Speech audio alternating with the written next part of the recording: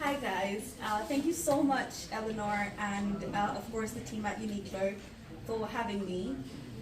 So I started, as Eleanor said, I started writing many years ago, but as Eleanor said, I joined them in 2022 when they did a call out for a certain piece of artwork, paintings that I started off writing about, right? So my first poem is Through My Scars that I wrote for Ayesha Kundi. His work is still displayed at Westminster Station. So the first poem is Through My Scars. My limit is the sky filled with stars and stairways, unending worlds and the color yellow. I speak of joy through my scars as I shed my golden cape. Vulnerable, unarmed, unsure, I walk through the sacrifices made by my fathers and their fathers on the streets I now call home. Wearing on my shoulders the weight and the pride all in one, as I slowly stride on. My mothers and sisters, my daughters and children make merry and joy. On a land filled in riches, cladded, folded, covered in adinkra. Long live the joys, long live the peace. So Larry Chimpong's work was about immigration, about moving from one place called home to another. So my next poem is about this little tiny house that I saw on my way to Scotland many years ago, and that little house was an inspiration for this poem. It was a derelict house on the seaside, and the poem goes: If I were a home, nestled on the shores, on low terrains and high hopes, I'd be warm and cozy, a bit broken, but all in character.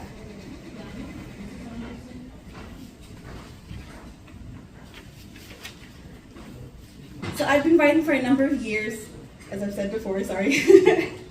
At times when we read poetry and we come across some poems where we think, oh, the writer's talking about their lover or how heartbroken they are, but in actual fact, they're talking about life as it comes. So my next poem is titled Me. They said a savior is on his way to save you from all this heartache, to take you places high and low, to embrace you and help you grow. I looked up gently and slowly smiled. What if a savior is not what I need? What if I tell you I dreamt a dream? A prophecy, a prediction, maybe a scream. What if I tell you I needed saving from thinking, falling, loving, hurting? What if all I need was nothing? I was holding on, tightly clutching, in hopes of having a better me, saving myself all this while from me. Yeah, go ahead.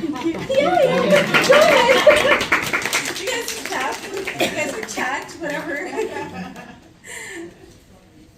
So next poem is about relationships, like how we all grow up with our families and our siblings. Like my siblings are here, my family's here today. I'm very, very happy that they're here.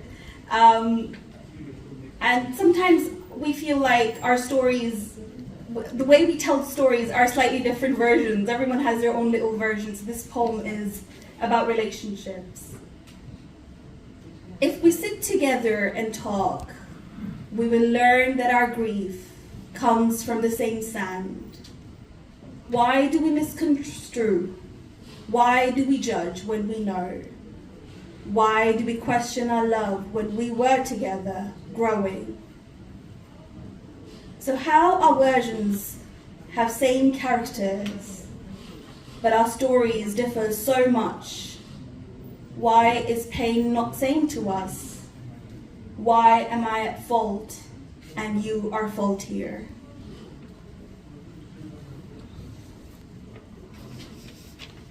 So as I said, life happens, and I've got these little snippets of poems that I wrote, on the train, maybe, after a walk. And so this little cluster of poems that I'm going to read together because they're very tiny. They do have titles, but I feel like they come together so well. I wonder if I ever will find my happy place, my home within you, from you. I'm told I can fill this space inside of me with gratitude and love. It's beneath the bones, center staging my balance, constantly exploding in thousands shades of colors alike. It's better I talk to the wall than sit across you and be invisible. If I could show you my heart as it beats, you will see I hold on to everything within me. For now, I shall find comfort in knowing that life never stopped, that we moved along and changed shapes.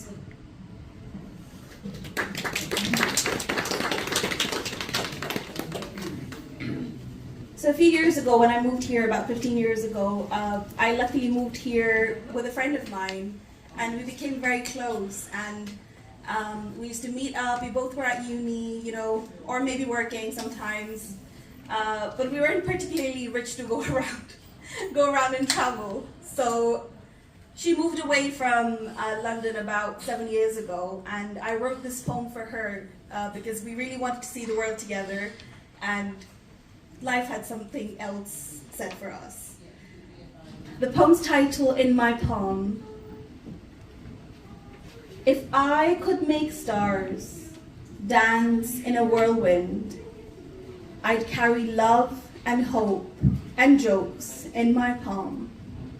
So every time you ask, I open my hands for you to see the world.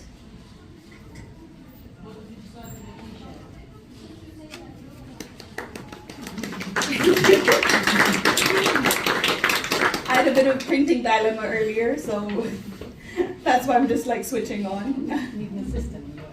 Sorry? You need an assistant. Oh no, I'm okay. Thank you. About seven years ago, I passed out from university. Was it 7 years? I think it was 10 years. Yeah, one of the two. So I had a lot of my degree is in fashion design, and I had a lot of artwork and a lot of portfolio work that I'd carry from one home to another because we moved a lot, and I had to get rid of a lot of it, unfortunately, because I couldn't carry it all the time.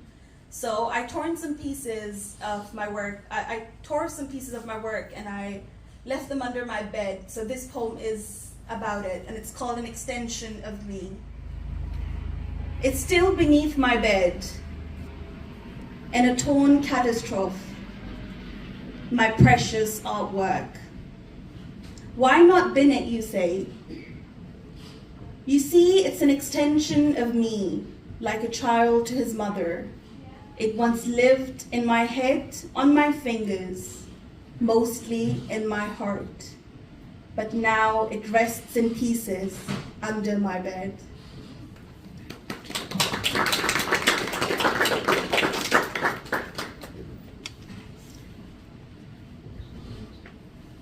Next poem is about, happiness. We all are in pursuit of it, but some of us get lucky, others not so much. But then again, happiness is what we find within ourselves, and this is what this next poem is about, and it's titled Happiness. When I was looking for happiness, I was looking at you, at the sun in the wind. I looked in the wilderness. I stopped and hopped, wondering if it was in the waters. But all this while I was looking, you saw it before I did, gleaming, shining, filling inside of me.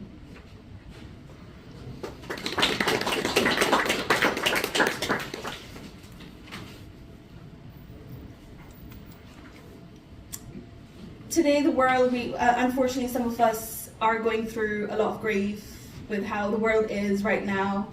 A bit sad, but hey ho. This poem is based on grief, and it's called Humble Grounds.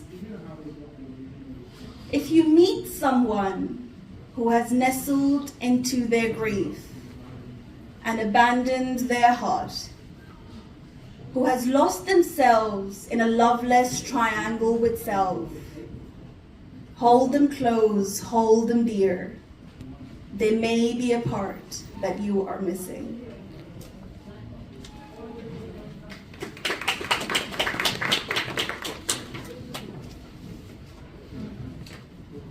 The next poem is titled Withered Flower. I'll wait for you on the horizon, where the sun rises, all clad in white, bare feet cold. You will bring your warmth and hug it right into me, as if giving life to a withered flower.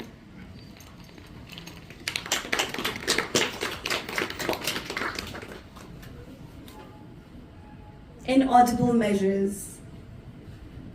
I thought it was simpler to voice your fears in written words.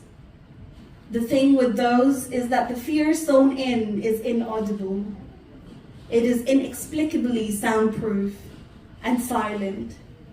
So if you fear, scream as loud as the sea crashes on the shore.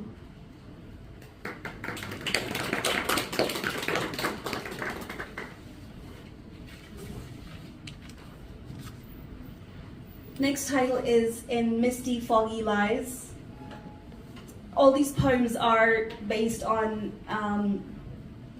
phases, a bit sad, a bit depressed, but they're all related to grief in life.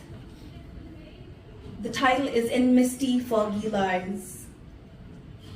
In the silence of this night, I feel a deep spite. The core of my existence is enslaved in shredded slivers. Where life is lived in fear, I stop and breathe in deep. I fall and stumble and scream.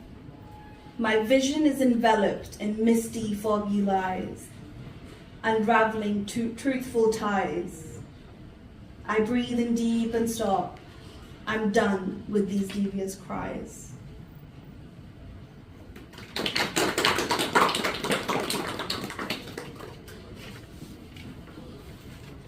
We all fall in and out of love all the time. So the next title is It Must Have Been Love. Maybe I saw a light at the end of the tunnel. Maybe I hoped for things to change.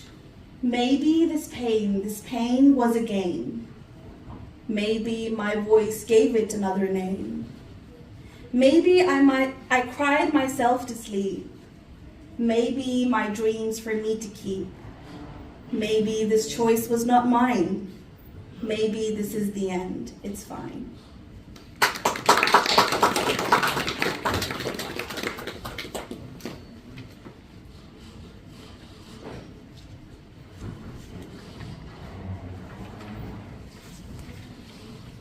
This next poem, I wrote it a couple of weeks ago, actually, and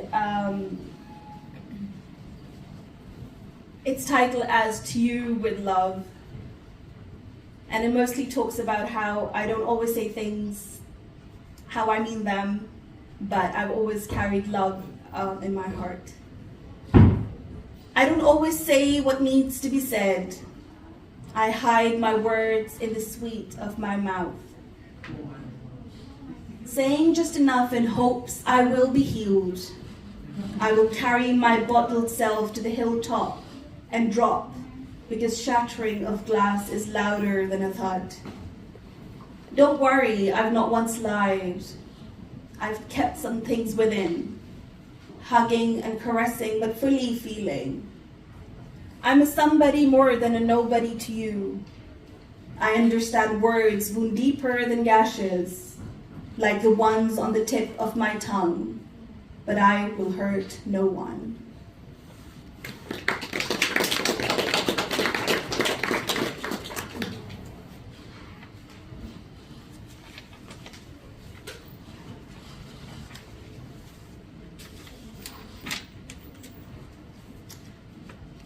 A bit more about gloom, sorry. This one's titled The Demon in Me, and I mostly talk about, we all have those days where we're a little depressed. So it's the demon in me. For the longest time, the demon in me told me I was not worth it. He told me things red and purple. He held me, embraced me into a web of lies. Now I stand, heading to the horizon to see the sun go down one last time. Because unfortunately, sometimes the thoughts win.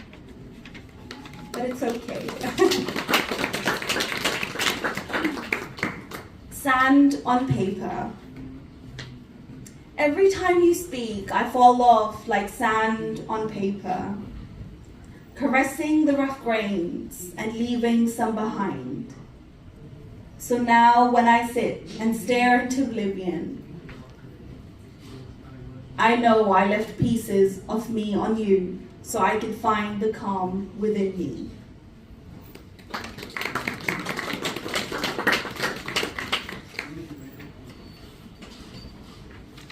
This is another poem that I wrote for the project I did with Eleanor. Sorry, I didn't hear you call you Louise. Louise is there as well, with the team on Art on the Underground. And it really gave me a lot of confidence to do this, agree to this. And this is my last poem, and it's called Stooped in Courage. And I wrote this for Shanti Patel's artwork, which was presented as a mural at Brixton Station. And it's called Stooped in Courage. And it talks about how London as a city has been, we all work hard here, don't we? All the immigrants, everyone. So this is what this was about. You tell me stories of black and white, of brown and pale, of people in disguise. Are we not flesh and bones? Blood and stones, stooped in courage? Our prospects lie in a higher power, our power. Are we the children of a lesser God, or just the reminiscent of our descent? For you, we are strangers, for you, we don't belong. But your home was built on our blood, on our sacrifice, on our two-tone tongue. So yes, we do belong, more than forever.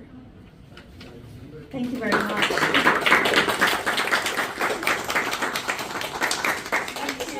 Thank you for having me. I completely failed to say at the start as well, I'm sorry, that we've made a lovely, very special edition, limited edition anthology here of some of Ayesha's poetry. 10 poems for you to take. So some of the ones that we've read tonight, and a couple that you haven't read. So there are a couple that I haven't read yet. So for you to keep as well. And I just want to thank Ayesha so much. Thank you so that was much, really, really beautiful. So beautifully read. Thank you for having me. Thank you. Well done.